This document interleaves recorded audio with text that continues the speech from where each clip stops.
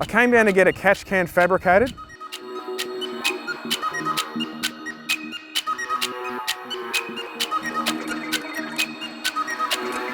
And now it's gone to the next level.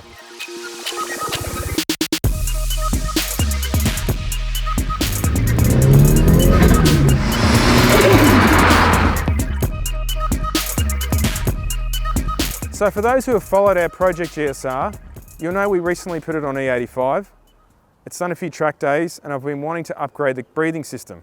When I pulled off the intercooler pipe, it was full of oil. That was a lot of years worth, but we don't want that happening again and we don't want the oil going back in the intake system. So with that in mind, I came down to see Matt at Next Level, asking him his advice on the catch can, and one thing led to another, and this is what we ended up with. So I came down to see you. I had a little catch can and I had an idea I wanted an airbox, battery move, and I realised there was a fair bit of fabrication involved. So where did you start off with all that?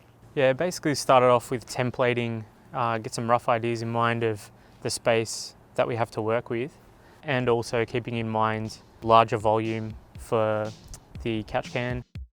The first task was to remove the battery and airbox.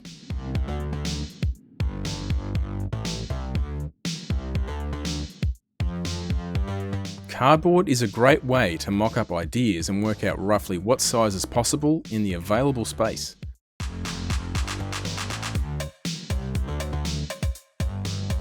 A few alterations later and we'd found a layout that worked. Raceworks supplied us with all the fittings, adapters and hoses required. Baz loves restoring parts. You'll see here a very raw looking valve cover. To achieve this, he first sends it off for acid dipping and then paint stripping. The acid removes all the oily contaminants. It's then hydroblasted to polish the alloy to get it as clean as possible. Next, it will be etch primed and powder coated after masking to prevent any powder from entering the baffles underneath. In order to use larger breather hoses from the valve cover, the factory fittings need to be removed and AN-10 male flare bungs need to be welded on. This will enable us to connect -10 size hoses.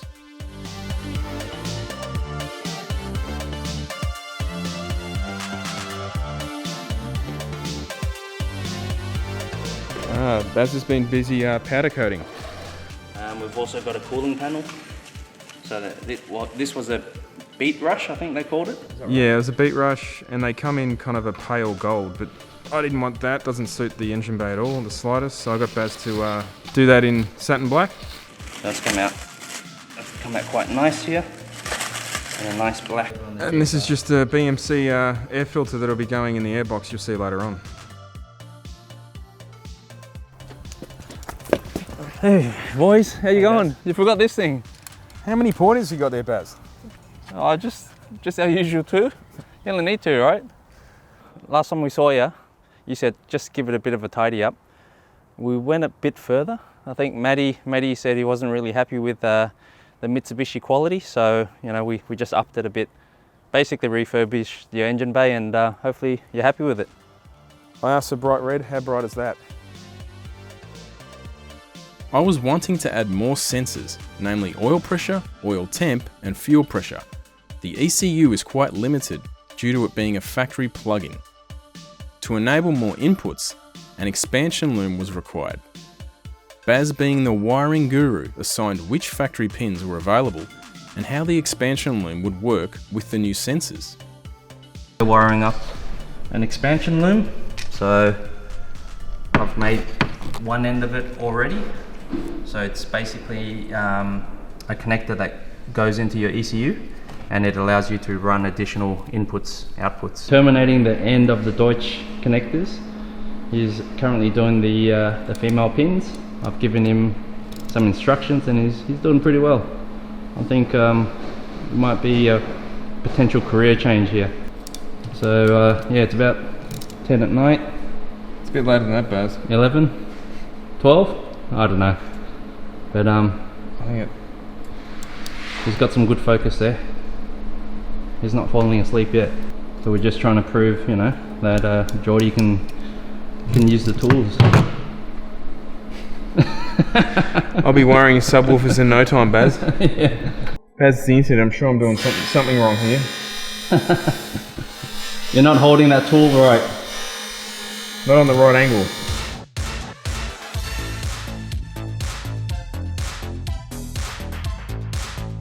With the valve cover back from powder coating, it was time to swap it over. Before we did that, a Kigley Racing oil pressure regulator was installed. This regulates lash adjuster supply pressure to a constant 15 psi, which means more oil stays in the sump where it's needed most.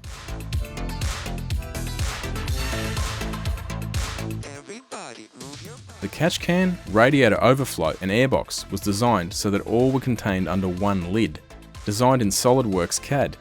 The airbox was then cut to size with a water jet and folded. No extra holes were drilled, utilising all the existing factory thread holes. Test fitting was done before final TIG welding. The catch can is designed to collect oil and other contaminants from engine blowby. This can be drained out of the bottom of the tank when required.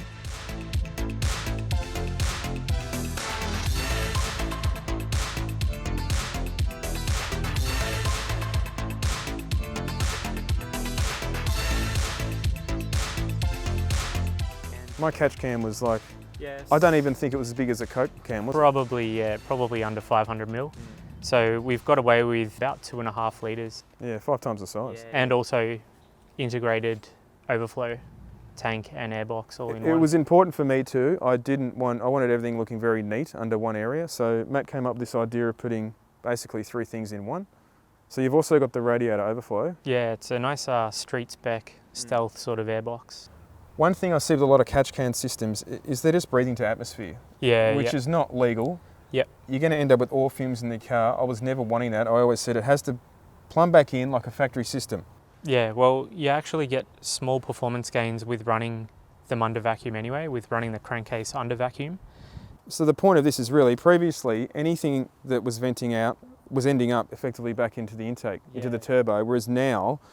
It's vacuum bypassing through a baffle Exactly. and just returning, giving the oil a chance to turn from vapor back into liquid. That's what led to the whole point of me coming down here. Yeah, exactly, yeah. So one night, Matt, I turned up and I see this brand new oil cooler sitting here. What was all that about? Yeah, so we decided to move your tiny oil cooler and actually repurpose that as the power steering cooler. And we've actually upgraded to a Dash 10 Motorsport style oil cooler just as a bit of an upgrade. Power steering systems under a lot of stress at the track. It's pretty common to see power steering pumps fail. They get very hot. Yeah, So super high temps, and they basically just run a factory loop, like an air exchanger system. So the oil lines on the car, kid you not, when I bought the car, forklift spec. But, you know, industrial, they actually did the job pretty well for a long time. Yeah, the old JIC, hydraulic lines. I mean, yeah, they're all right. Cheap and cheerful if you're in the industry. But we've replaced all the lines with Raceworks fittings. You are a Raceworks dealer. Yeah, so we've got all of it on the shelf.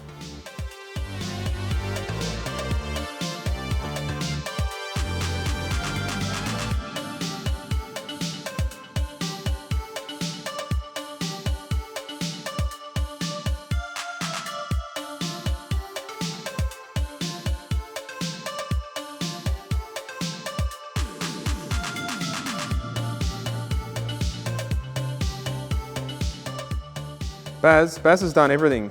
He's even powder coated the bonnet prop. Look at this. This actually got zinc plated and powder coated. The intention with your car was to sort of bring it up to today's standard. So, 30 years later, you're going to get worn out finishes. All the plating that was done 30 years ago, it's going to be all dull and you're going to get that oxidation. The bolts, the nuts, the same deal. So what I've done is just pulled them all off. It was funny, we came to do a bit of work on the oil filter housing and the oil cooler. So when I came in one night, and instead of parts going back on the car, Baz just started pulling everything off. And when I left, it came from the bar was just off, fair enough. The whole front of the car was gone. I'm like, what is going on? I remember that. This is when the snowball really got set in. I remember the face on Matty especially, because I think he was happy to see a car leave the shop. But in fact, it probably, another few months it added to the build. Stayed a little bit longer. So yeah, we had some wait time or downtime Due to COVID, we due to lockdown. couldn't really drive the car, so why not work on it? So I figured, look, if we're waiting for powder coating to to be done anyway on the parts that Matt's fabricated, then I figured let's strip everything and get it all done at the same time, and that's why we sort of went with that approach.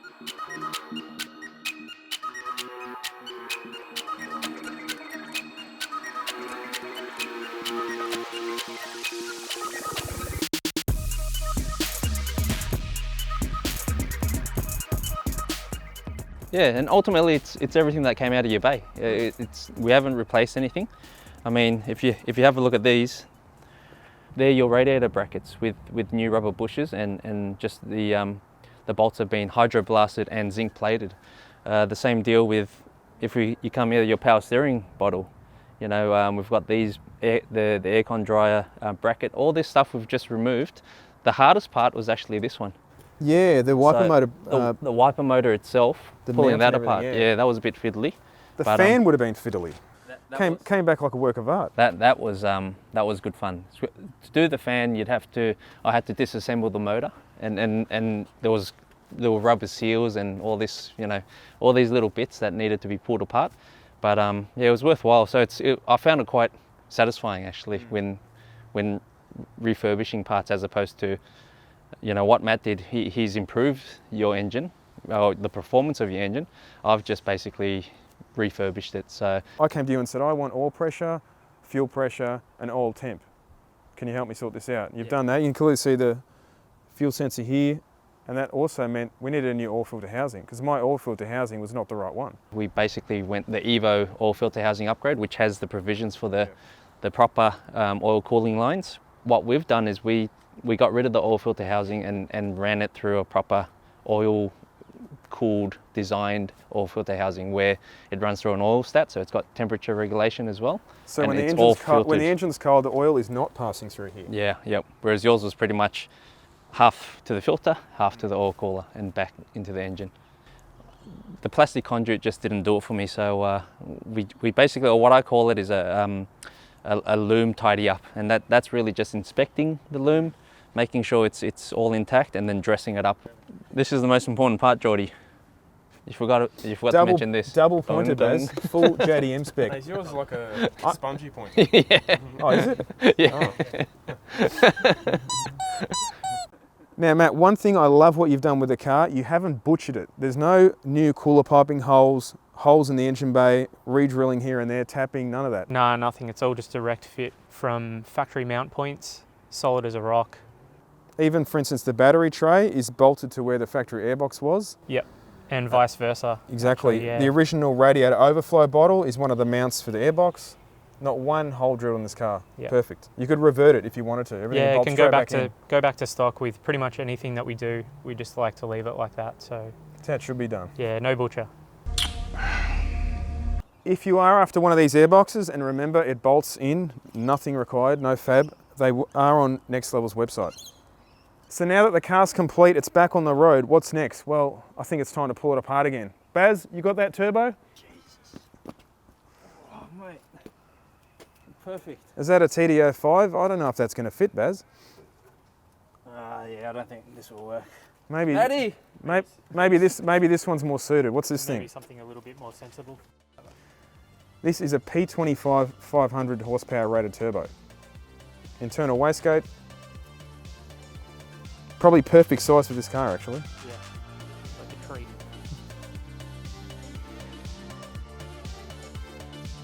Next Level specialises in custom fabrication, turbo kits, anything EFI related, and all performance integration solutions. Visit their website for all of your performance needs. Baz can help you restore your JDM vehicle and specialises in Mitsubishi 4G setups, namely Galants, early Lancers, and also GTOs. If you're after quality work and attention to detail, Baz is your man. Contact him at JDM Restomod Australia.